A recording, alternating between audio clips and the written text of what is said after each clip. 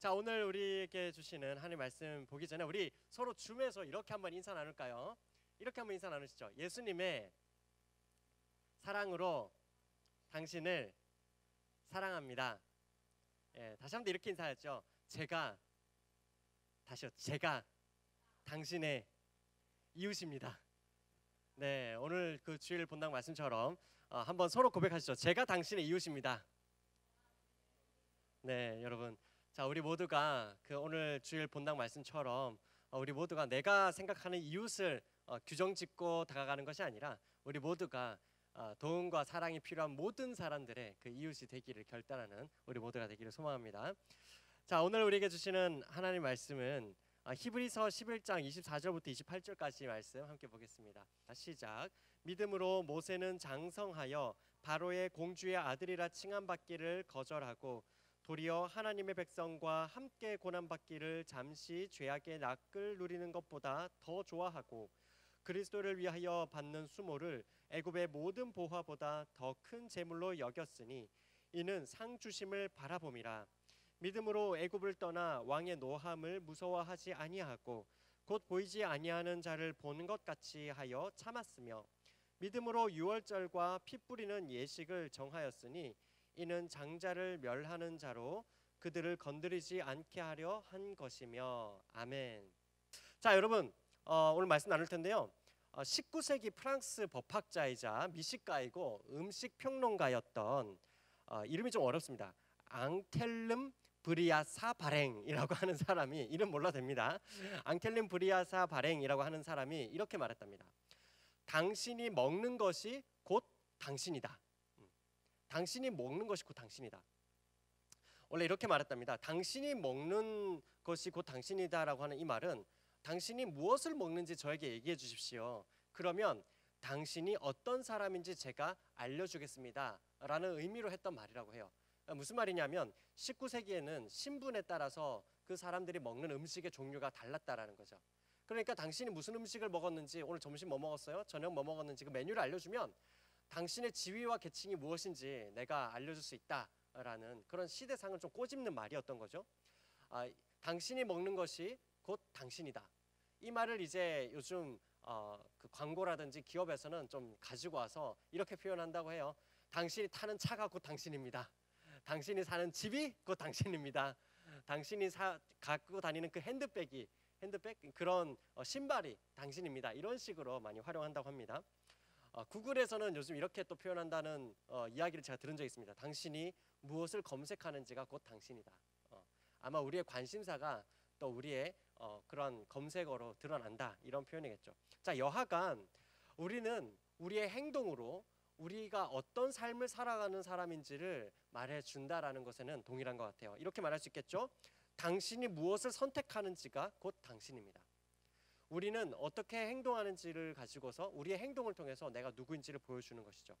자, 이런 관점에서 오늘 함께 읽은 이 히브리서 본문은 이렇게 말하고 있습니다. 한번 따라해 볼까요? 믿음은 행동한다. 네, 믿음은 행동합니다. 오늘 말씀의 제목이기도 하죠. 우리의 신앙 역시 우리의 생각과 우리의 입술을 넘어서 결국은 행동으로 드러나는 것이라는 점을 오늘 이야기하고 있는 거예요. 자, 오늘 함께 읽은 이 히브리서 본문의 배경을 조금 생각해 볼 필요가 있습니다. 자, 이 히브리서를 처음 읽었던 독자들은, 이 히브리서라고 하는 이 성경을 처음 읽었던 사람들은 유대교로부터 기독교로 개종한 그 유대인 크리스천들이었어요. 여러분 아시다시피 유대교, 이 구약 성경을 갖고 있었던 이 유대교 사람들이 갖고 있었던 이 율법, 이게 얼마나 엄격합니까, 그죠? 안식일이 되면 뭐 아무것도 못합니다. 안식일이 되면 그 들것을 가지고, 의자를 가지고 일어나고 뭐 이런 것도 못합니다. 바느질 이런 것도 다 금지죠. 자, 그런 상황에서 어느 날부터인가 우리 가족들 중에서 한 사람이 유대교의 제사에 참여하지 않겠다라고 선언한 거예요. 한번 생각해 보세요. 여러분 가정이 다 유대교예요. 그런데 여러분 동생이 갑자기 엄마 저는 제사 안 드릴 건데요, 뭐 이렇게 얘기하면 그 분위기 어떻겠어요? 여러분 아마 이 모든 이 분위기 자체가 이 유대인들은 하나님의 선택된 백성이다. 그러니까 율법은 우리만 갖고 있는 엄청난 자부심이야. 이게 강한 그 분위기 속에서 나 이제 더 이상 나 제사 안 드려. 나 더 이상 유대교 믿지 않아 라고 할 때 그 사람이 어떤 시선을 받았겠어요? 친구들로부터도 따돌림 당했겠죠? 많은 사람들로부터도 이 배신자, 이 배교한 사람, 관계도 끊겼을 것이고요. 그 종교적인 이 사회 속에서 그 사람이 마트에 가건 고기를 사건 뭘 할 때 다 질시받고 차별당했을 거예요. 유대교를 배경으로 하다가 예수님을 믿기 시작했을 이 초대 기독교인들의 삶은 이루 말할 수 없을 만큼 힘들었을 거라는 거죠. 자, 그 기독교인들 입장에서 한번 생각해 보세요. 반대로 얼마나 때로 처음에는 믿음으로 고백하고 결단했겠죠. 하지만 그 마음에 때로는 많은 유혹이 다가왔을 거예요. 괜히 내가 너무 급진적으로 신앙생활을 하나? 좀 적당히 그냥 유대교 사람들 거 맞춰줄 거 맞춰주고 그러면 되지 않나? 유대교 친구들을 보니까 그냥 뭐 마음이 있든 없든 그냥 형식만 갖추면 되는 것 같던데 나도 그냥 형식적으로만 신앙생활하고 그냥 뭐 내 마음만 지키고 그러면 얼마나 좋을까? 이런 생각하지 않았겠어요? 나도 다른 사람들처럼 그냥 그렇게 살아가고 싶다. 나도 다른 사람들처럼 그렇게 뭐 고민이 있으면 그냥 내 좋은 대로 하고 그냥 규칙 따져가면서 그냥 그렇게 규칙이 맞으면은 하고 규칙에 안 맞으면 안 하고 그냥 그런 삶에만 머물고 싶다. 이런 생각하지 않았겠어요? 자, 이런 핍박과 어려운 가운데 있는 유대인 크리스찬들을 위해서 쓰여진 서신서가 바로 이 히브리서인 거예요. 우리도 이 히브리서의 독자들과 비슷한 상황이 있지 않습니까? 이 히브리서는 남들처럼 살지 말라라고 계속 얘기하고 있습니다. 여러분, 히브리서 11장에 등장하는 많은 사람들이 있습니다. 아벨, 노아, 아브라함, 뭐 야곱, 요셉, 그죠? 그리고 오늘 등장하는 이 모세까지, 또 이후에도 또 많은 사람들이 등장할 거예요. 여러분, 이런 생각해 보지 않았어요? 이 사람들은 어차피 구약 성경에 나오는 인물들이에요. 근데 왜 굳이 여기서 또 그들의 삶을 반추하면서 기록하고 있을까요? 어차피 이 사람들의 삶을 나눌 거라면 구약 성경 본문을 보면 되지 왜 우리는 굳이 이 히브리서를 보아야 되는 것일까요? 히브리서에서 말하는 모세는 어떤 다른 특징이 있기 때문에 히브리서를 우리는 또 보고 있는 것일까요? 여러분, 히브리서는 바로 이런 배경 속에서 이 믿음의 선배들을 가지고 오고 있습니다. 인용하고 있는 거예요. 무엇 때문에요? 이 아벨, 노아, 이 믿음의 선배들은 전부 다 다른 사람들과 똑같이 살아가기를 거부한 사람들이야. 이 사람들은 하나님을 바라보는 그 믿음으로 걸어갔던 사람들이야. 그래서 다른 사람들과 다른 선택을 했고 다른 사람들과 다른 행동을 했던 사람들이야. 그 믿음의 길을 걸어갔던 사람들이야. 이걸 우리에게 보여주려고 하는 거예요. 복음 때문에 다른 삶을 선택하는 것, 복음 때문에 다른 삶을 다른 삶을 사는 것, 그게 바로 찐 크리스찬이라는 것을 히브리서는 계속 보여주려는 거예요. 자, 그런 맥락에서 오늘 모세의 본문은 이렇게 정리할 수 있을 것 같아요. 따라 볼까요? 우리의 행동은 믿음을 나타냅니다. 야고보서 2장 18절에서 이렇게 말합니다. 자막이 있죠? 어떤 사람은 말하기를 너는 믿음이 있고 나는 행함이 있으니 자, 행함이 없는 내 믿음을 내게 보이라. 나는 행함으로 내 믿음을 내게 보이리라 하리라. 자, 누군가는 나 믿음이 있어 라고 말하는 사람이 있다면 그래, 행함으로 보이라는 거예요. 나는 나의 행동을 통해서 내 믿음을 보일 것이다 라고 야고보는 그렇게 도전하고 있습니다. 우리가 믿음이라고 하는 것에 대해서 가끔 이렇게 오해하는 경우들이 있어요. 수양회라든지 말씀 집회에 참여해가지고 우리가 눈물 흘리고 뭔가 감정적으로 뜨겁고 뭔가 찌릿찌릿한 그 느낌이 있으면 뭔가 내 귓볼까지 찌릿해지는 그런 느낌이 있으면 그러면 나는 뭔가 믿음이 있는 게 아닌가, 거기서 만족하는 친구들이 있는 것 같습니다. 하지만 여러분, 믿음은 두 가지를 포함합니다. 한 가지는 회개고요, 또 한 가지는 행함입니다.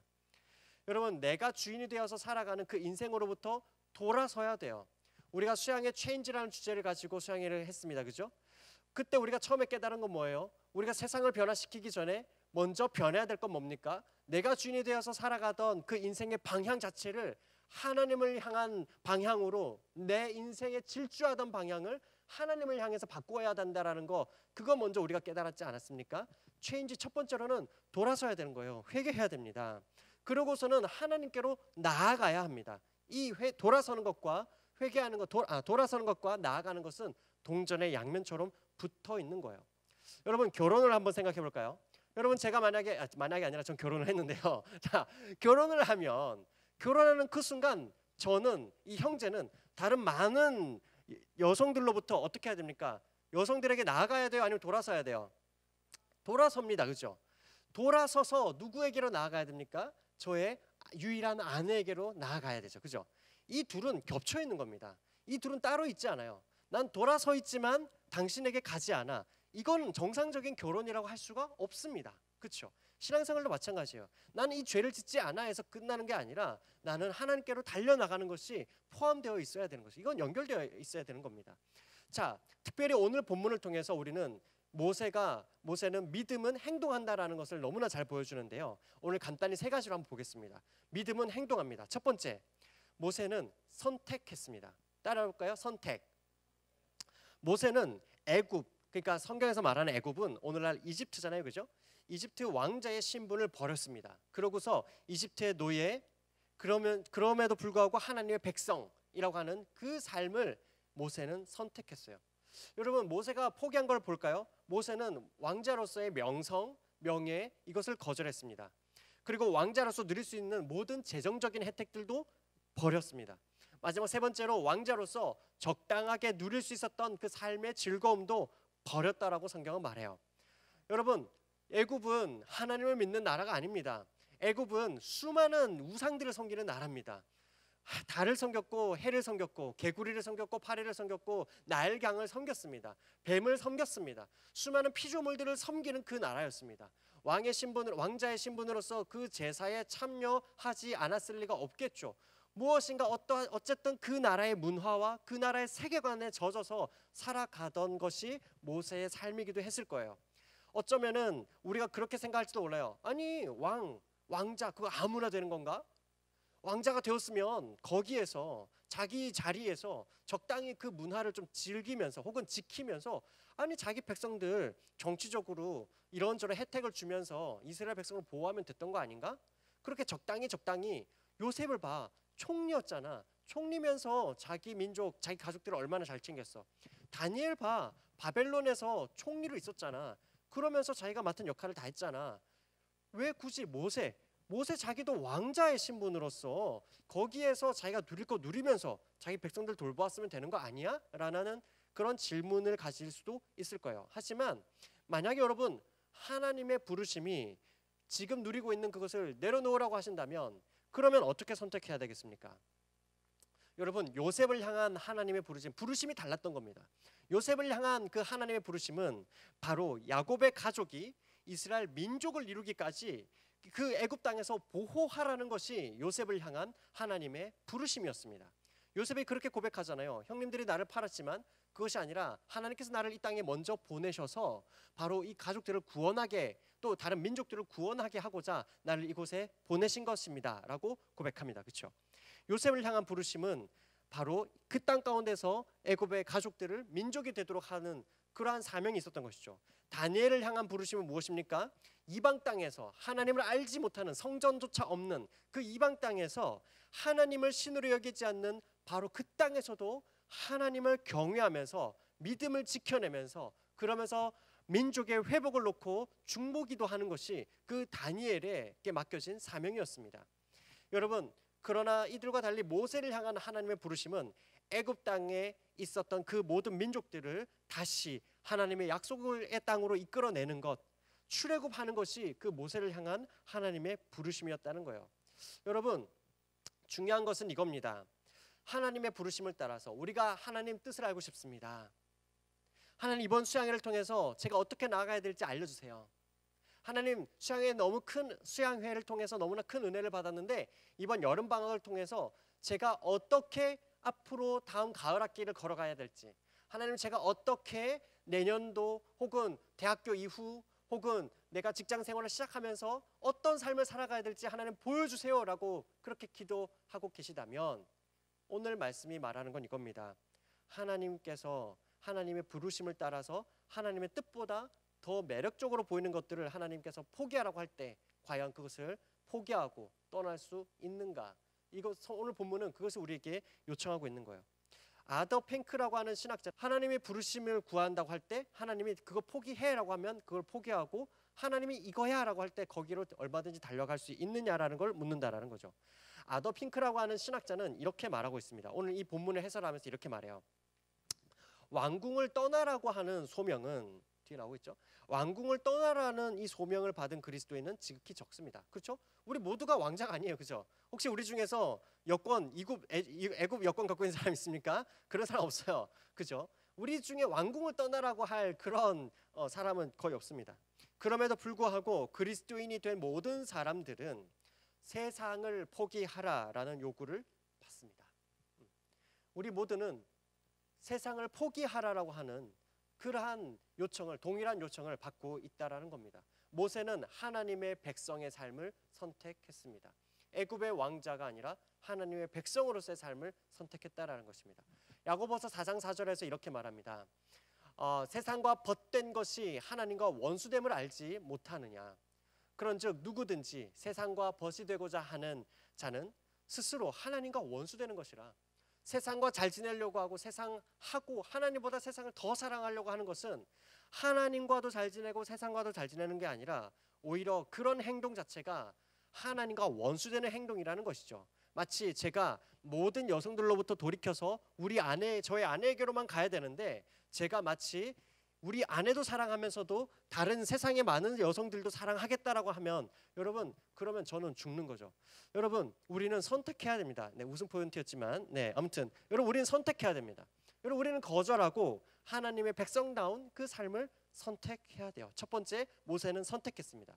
자, 두 번째 따라 볼까요? 떠났고 인내했습니다. 네, 모세는 떠났습니다. 그리고 인내했습니다. 모세는 그냥 생각만 하지 않았어요. 나는 왕궁을 버려야겠다라고 생각만 하지 않고 그는 정말로 광야로 떠났습니다. 그리고 그 백성들과 함께 광야로 떠났습니다. 모세는 행동으로 옮겼습니다. 하는 척하지 않았다고요. 정말 주님을 따르겠다라고 결단하고 따랐습니다. 여러분 물론 이 행동을 끝까지 유지하기까지는 많은 갈등과 유혹과 어려움이 있었겠죠. 그죠? 여러분 오늘 본문에서 모세가 장성했을 때라고 말하고 있잖아요. 그죠? 여러분 모세의 나이가 몇 살이라고 생각하세요? 모세가 몇 살이었을까요?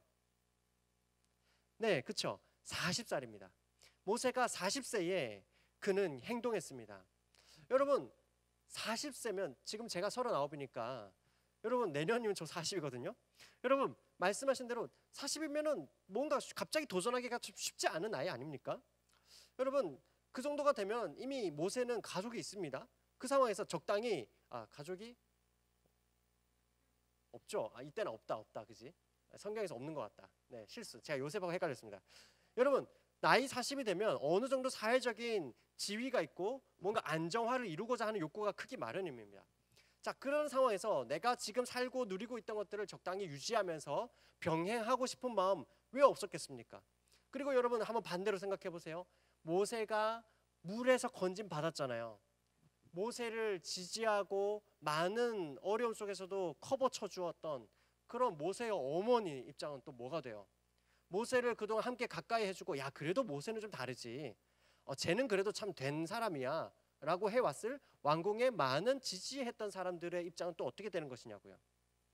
여러분 그리고 정작 이렇게 했을 때에 애굽의 입장에서 이 노예 국가의 혈통을 이어받았을 이 모세를 향한 그 애굽 사람들이 가지고 있었을 그런 분노는 표출되는 그 분노는 또 얼마나 거셌을까요? 여러분 모세가 이렇게 자기 백성들과 함께 하겠다고 했을 때 막 백성들이 환영했나요? 그러지 않았습니다. 그리고 나중에 80세 노인이 되어서 이 왕 앞에 섰을 때 그때 모세를 대하는 백성들의 태도 혹은 왕의 태도는 또 어땠나요? 이 바로 왕은 모세에게 이렇게 말합니다. 야 그만 헛소리하고 가서 네가 해야 될 그 노역이나 감당해. 이것들이 아주 편하니까 야 얘네 더 이상 일할 재료도 주지 마. 재료도 지들이 구해서 일하라 그래. 이런 수모와 모욕을 당합니다. 그럴 때 여러분 이스라엘 동족들로부터도 원망을 당하죠. 야 너 때문에 우리가 더 고생하고 있지 않냐. 모세는 행동했지만 그러나 그가 감수해야 될 것들은 많았습니다. 그 상황 가운데 모세는 인내하였죠. 모세는 그를 부르시고 또 그 백성에게로 보내신 하나님만 보면서 그는 떠났고 인내하면서 모든 상황을 감당해냈습니다. 여러분 이런 것처럼 믿음의 길이라고 하는 건 절대로 감정적으로만 끝나지 않습니다. 한순간의 감정이나 충동이 아닙니다. 믿음에는 언제 끝이 날까 싶을 만큼의 그런 부담감을 안고서라도 끝까지 걸어가야 되는 그런 과정이 포함되어 있습니다. 혹시 오늘 우리 중에도 이 믿음의 길을 걷고 있는 지체들이 있을지 모르겠어요. 그러면서 내가 편하게 좀 신앙생활 그냥 대충대충 좀 했으면 좋겠다. 괜히 내가 옆에 있는 그 형 때문에 괜히 훈련 받아가지고 이런 생각하는 지체들이 혹시 있을지 모르겠어요. 내가 교회만 안 다녔어도 내가 진짜 회사에서 그리고 연구실에서 근데 저것들 그냥 무시하고 살 텐데 이런 후회 속에서 하루하루 견디면서 살아가고 있는 지체들이 있을 거예요. 그러나 그런 자기 자신을 보면서 또한 자괴감 속에서 이게 아닌데 오늘 말씀 들으면서도 맞아 내가 이웃이 되어줘야 되는데 나는 왜 그렇게 못 살까 이런 마음의 어려움 속에서 근데 나는 하루하루 버티면서 살아가는 것 같아 라고 하는 친구들이 있을지 모르겠습니다. 여러분 그게 믿음입니다. 너무 잘하고 있는 거예요 사실. 그렇게 어려움 속에서도 내가 잘하고 있을까? 난 너무 부족한 거 아닐까? 이런 내가 리더를 해도 될까? 이런 내가 계속 교회를 다녀도 될까? 이런 내가 교회 다닌다고 말하면 사람들이 비웃지 않을까? 내 마음에 이런 갈등이 있는데 여러분 바로 그 갈등과 어려움 속에서 걸어가는 거 그게 믿음의 길이에요. 믿음의 길은 선택할 뿐만 아니라 인내하면서 끝까지 행동합니다. 그렇죠? 자 마지막 세 번째입니다. 모세는 따라해 봅시다. 바라봄. 네, 바라보았습니다. 우리 함께 읽은 27절과 28절 함께 한번 읽어볼까요? 27절 제가 먼저 읽을게요. 믿음으로 애굽을 떠나 왕의 노함을 무서워하지 아니하고 곧 보이지 아니하는 자를 보는 것 같이 하여 참았으며 28절 함께 읽을게요. 시작. 믿음으로 유월절과 피 뿌리는 예식을 정하였으니 이는 장자를 멸하는 자로 그들을 건드리지 않게 하려 한 것이며. 여러분 27절에서 보았답니다. 보이지 아니하는 자를 보는 것 같이 하였답니다. 여러분 모세는 두 가지를 보았습니다. 하나님을 보았습니다. 눈에 보이지 않는 그 하나님을 보았어요. 그리고 모세는 유월절 어린 양의 피를 보았습니다. 여러분 바라보다라고 하는 이 단어가 있습니다. 그죠? 이 성경에서 지금 오늘 이 본문에서 바라본다라고 하는 건 그냥 본다가 아니에요. 여기서 바라본다라고 하는 것은 이 두 가지 동사가 두 가지 행동이 겹쳐져 있는 거라고 해요. 바로 어딘가로부터 시선을 돌려서 다른 무엇인가를 집중해서 본다. 어디로부터 시선을 돌려서 어느 특정한 대상을 본다. 이게 바라본다라는 이 단어라고 합니다. 여러분 그리스도인들은 세상 사람들이 보지 못하는 그 하나님을 보면서 걷는 사람이고 또한 그리스도인들은 유월절 어린 양과 같이 우리를 죽음에서 건진 예수님의 십자가를 보는 사람들이에요. 여러분 첫 번째로 하나님을 본다는 거 뭐예요?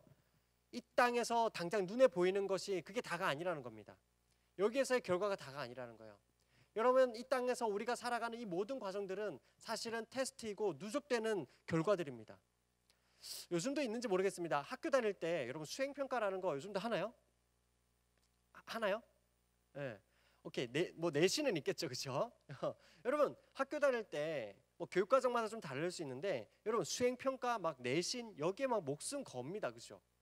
왜 목숨 걸고 왜 수행평가가 1점 1점에 그렇게 막 희비가 갈립니까? 그 과정 하나하나가 훗날 대학 입시에 영향을 미친다라는 것을 알기 때문에 그죠? 여러분 그렇게 막 내신에 목숨 걸고 막 수행평가에 목숨 걸잖아요. 그리고 반대로 비교과 과목은 막 그냥 뭐 이렇게 있고 그지? 그러지 않나요? 여러분 마찬가지예요. 여러분 우리가 하나님을 사랑한다라고 하는 것은요. 나중에 하나님 앞에 가서 거기서 고백해야 될 말이 아닙니다. 사실. 내가 하나님을 사랑하면서 살았는지 그렇지 않았는지는 바로 우리는 그날이 되면 오히려 우리는 침묵할 거예요. 오히려 우리에게 주어진 그 삶의 순간순간들이 우리의 입술을 대신해서 말할 겁니다. 바로 그날에 우리 모든 수고와 아픔과 눈물을 아시는 그 하나님 앞에서 우리 모두가 평가받을 것이고 그것을 우리는 바라보는 거죠. 하나님을 본다는 건 지금 당장 이것이 다가 아니라는 사실을 본다는 거예요. 두 번째로 우리가 유월절 어린 양 피를 본다는 것은 우리 모두를 죽음에서 건지신 예수님을 본다는 거예요. 예수님의 십자가를 본다는 겁니다. 여러분 사실은 결국 우리는 이것을 인정해야 돼요. 내가 완전해서 하나님 앞에 섰는 게 아니라는 거를요. 아까 우리 성주가 간증하면서도 그런 이야기 했잖아요. 훈련받고 나면 내가 다 신앙의 기본이 절대 흔들리지 않고 그렇게 나는 흔들림 없이 믿음의 생활을 할 수 있을 것 같다라고. 그러나 그게 교만이라는 것을 발견했다라고 아까 성주가 나누었던 거 여러분 기억하시죠? 여러분, 우리가 신앙생활하면서 믿음의 길을 갈 때 결국 바라보고 인정해야 될 게 뭐냐? 결국 이 길은 내 힘으로 걷는 것이 아니라 이 길을 걷게 하시는 하나님의 손을 붙들고 걷는다라는 사실, 이것을 우리는 인정해야 되는 거예요. 여러분, 그 사람이 이 길을 끝까지 걸어갈 수 있습니다. 오히려 제자훈련하면서 혹은 신앙생활하면서 이런 친구들이 있어요. 내 힘으로 잘해봐야지, 내 힘으로 끝까지, 나 벌금 영원 할 거야, 영원 찍을 거야 막 하면서 나 뭐 무조건 절대 넘어지지 아니하리 라고 했던 친구들이 오히려 조기에 그만두는 모습들을 간혹 보게 됩니다.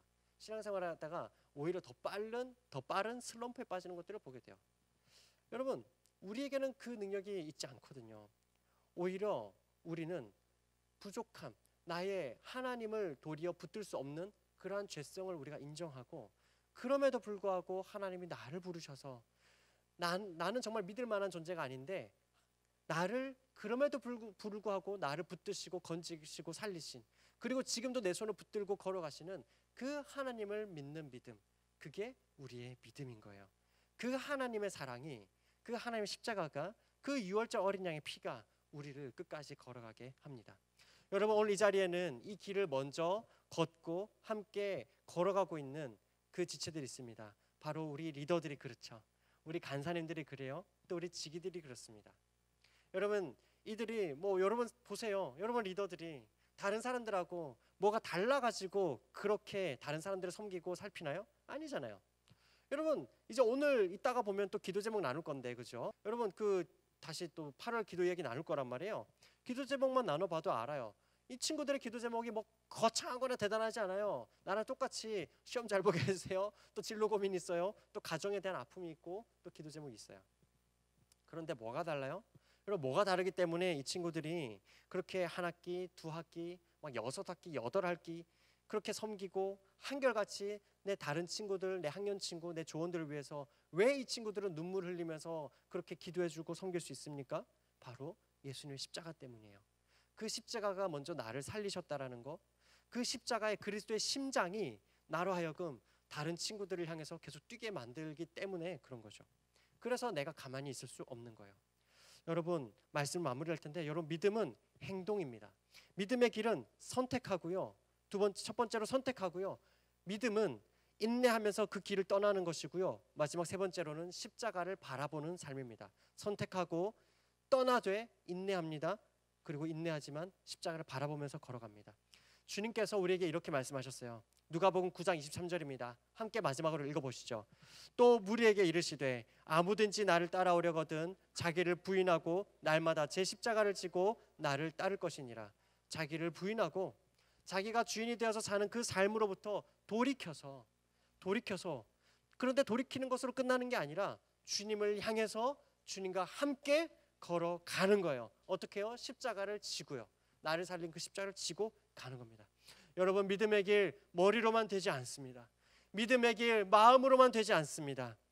여러분, 나를 빛나게 해줄 것 같은 내 시간, 내 감정, 내 재정, 내 돈, 이 모든 걸 다 걸어야 됩니다. 다 버려놓고 모든 걸 십자가 앞에 내려놓고 나를 살린 그 십자가를 지고 가는 거예요. 그게 진짜 믿음의 삶입니다. 그렇게 하나님 앞에서 내 인생을 걸겠다라고 하는 것이, 모든 것을 거는 거, 모든 것을 의탁하는 거, 그게 믿음입니다. 그게 신앙생활이고, 그게 제자훈련이고, 그게 우리의 믿음의 길이에요. 그냥 학원 다니듯이 뭐 좀 배운다 이 수준이 아니라는 거예요.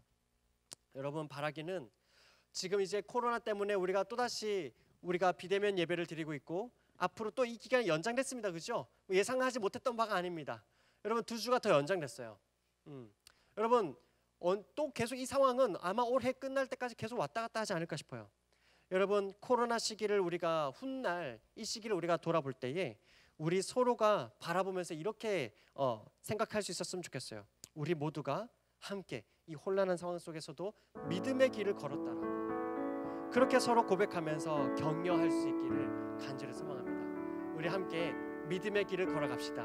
우리 함께 서로 따라할까요? 믿음은 행동합니다. 네, 여러분, 믿음은 행동합니다. 여러분, 우리 주님께서 우리로 하여금 걷게 하시는 그 은혜를 사모하면서 오늘 이 찬양으로 주님 옆에 나아가며 말씀 마무리하기 원합니다. 날이 저물어 갈 때